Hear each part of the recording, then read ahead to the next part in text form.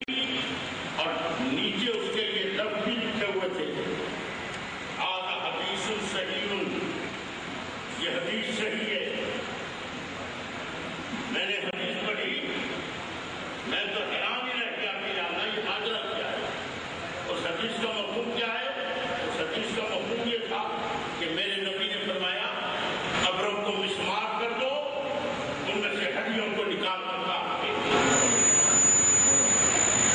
حضور کی حدیث لکھی ہوئی ہے، قبروں کو مسمار کر دو، ان میں سے ہڈیوں کو نکال کر باہر دو۔ میں پریشان ہوا کہ ہم نے جو حدیثیں پڑھی ہیں وہ تو بڑی عجیب و غریب حدیثیں ہیں۔ مثلا ایک حدیث آپ کے سامنے پیش کرتا ہوں، حضور کی ایک صحابی کی مثال ہو گیا اور حضور ان کی تقریر میں جنت البقیع میں شامل ہے۔ ایک اور صحابی ہے جو اپنے ذوق کی وجہ سے، کمزوری کی وجہ سے کھڑے نہ رہ سکے، بیٹھ گئے اور بیٹھ کے انہوں نے ایک اور صحابی کی قبر سے ایسے ٹیک لگا دیا۔ تو جب حضور نے دیکھا کہ میرے غلام کی قبر سے ٹیک لگائی ہوئی ہے تو حضور نے ان کو فرمایا سیدھے ہو کے بیٹھو، اپنے بھائی کو تکلیف نہ دو۔ سیدھے ہو کے بیٹھو، اپنے بھائی کو تکلیف نہ دو۔ میں نے تو یہ حدیثیں پڑھی کہ میرا نبی اپنے غلام کی قبر کو ٹیک نہیں لگانے دے رہا، اور تم کہتے ہو کہ حضور نے فرمایا کہ قبروں کو مسمار کر دو، ان میں سے ہڈیوں کو نکال کر باہر پھینک دو، اور پھر نیچے لکھتے ہو حدیث صحیح ہے۔ کیونکہ یاد رکھیے گا، صحیح حدیث کا انکار کفر ہے۔ صحیح حدیث کا انکار کفر ہے۔ اب جب آدمی یہ لفظ پڑھے گا کہ یہ حدیث صحیح ہے تو ایمان سے بتاؤ اس کا انکار تو کر نہیں سکتا۔ اب میں اس کا انکار نہیں کر سکتا، عقل اس کا انکار نہیں کر رہی، دل ہے کہ اس حدیث کو تسلیم نہیں کر رہا۔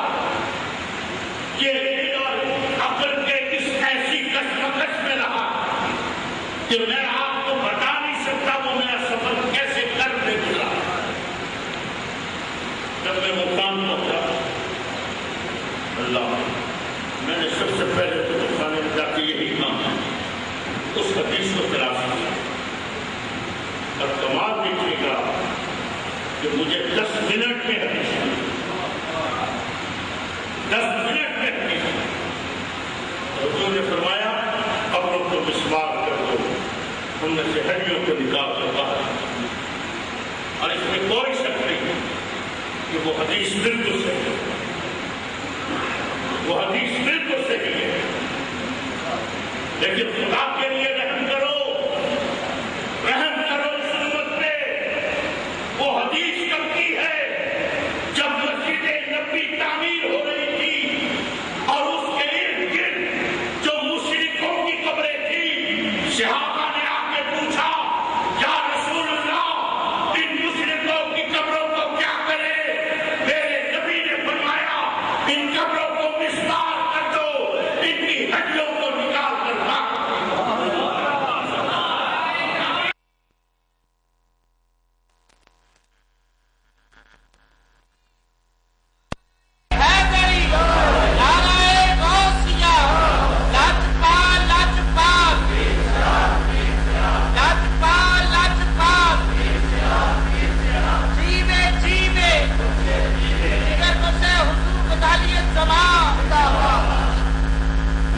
محترم ذرا ظلم کی انتہا دیکھو، مشرکین کی قبروں کی حدیث کو تم نے میرے نبی کی بیٹی کی قبر پہ چسپاں کیا۔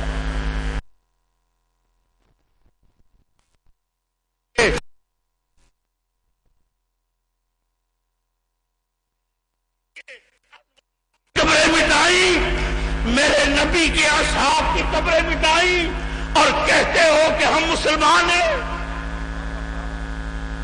عزیزان محترم، آؤ سنو صحیح حدیث، اور جو صحیح حدیث کا انکار کرے دائرہ اسلام سے خارج۔ میرے نبی نے فرمایا میری امت کے 73 فرقے ہوں گے۔ میرے پر فرقہ پرستی کا الزام نہ لگانا، یہ میں فرقہ پرستی نہیں کر رہا، خدا کی قسم یہ میں حق پرستی کر رہا ہوں، حق پرستی کر رہا ہوں۔ سبحان اللہ، سبحان اللہ۔ میرے نبی نے فرمایا میری امت کے 73 فرقے ہوں گے، فرمایا کلہم فی النار، سب کے سب جہنمی، الا ملتا واحدہ، فرمایا کہ صرف ایک فرقہ ہوگا جو جنتی ہوگا، باقی 72 کے 72 جہنمی ہوں گے۔ صحیح، پہلے تو یہ بات فیصلہ کر لو، میں کسی دیوبندی کو بریلوی نہیں بنا رہا، میں کسی بریلوی کو دیوبندی نہیں بنا رہا، میں تو صرف ایک بات کہہ رہا ہوں، آپ جس فرقے میں بھی کھڑے ہو، آپ جس فرقے میں بھی کھڑے ہو، مجھے یہ بتا دو اس فرقے میں کیوں کھڑے ہو، اس کو جنتی سمجھتے ہو یا دوستی؟ جنتی سمجھتے ہو؟ ماشاءاللہ قاری صاحب نے پہلی دفعہ جواب صحیح کیا ہے، ورنہ میں تو سوچ رہا تھا اب پھر رپڑا ڈال کے بیٹھیں گے۔ آپ جس فرقے میں بھی کھڑے ہیں آپ اس کو جنتی سمجھتے ہیں دوستی؟ جنتی، ٹھیک ہے جناب۔ اللہ نبی کی صحیح حدیث ہے، میری امت کے 73 فرقے ہوں گے، ایک جنتی ہوگا، باقی 72 جہنمی۔ ایمانداری سے آپ جس فرقے میں بھی کھڑے ہو، جس فرقے میں بھی کھڑے ہو، آپ جنتی ہو۔ مجھے ایمان سے بتا دو ایک جنتی کی نماز دوستی کے پیچھے ہو جائے گی؟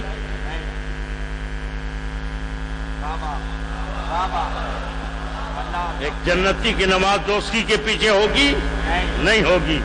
بے غیرت ہے، بے دین ہے وہ شخص، بے دین ہے، خارج از اسلام ہے، جس نے میرے نبی کی صحیح حدیث کو تسلیم نہ کیا، اور جس بریلوی نے دیوبندی کے پیچھے نماز پڑھی اسلام سے خارج۔ اے دیوبندیوں، میں تمہیں بھی کہتا ہوں تم بھی ہمارے پیچھے مت پڑا کرو، تم بھی ہمارے پیچھے مت پڑھا کرو۔ اور ہم تو ایمان سے، میرے بھائی کو کس بات کی سزا مل رہی ہے؟ حامد سعید کاظمی کو کس بات کی سزا مل رہی ہے؟ یہ تو ہم سے آ کے پوچھو، ہم بتائیں گے۔ اللہ اکبر، پاکستان کا وزارت مذہبی امور کا وزیر ہو، کعبۃ اللہ میں کھڑا ہو، مسجد حرام میں کھڑا ہو، اور مسجد حرام کا امام کہے آئیے کاظمی صاحب نماز پڑھیں، اور حامد سعید کاظمی کہے جناب میں آپ کے پیچھے نماز نہیں پڑھتا۔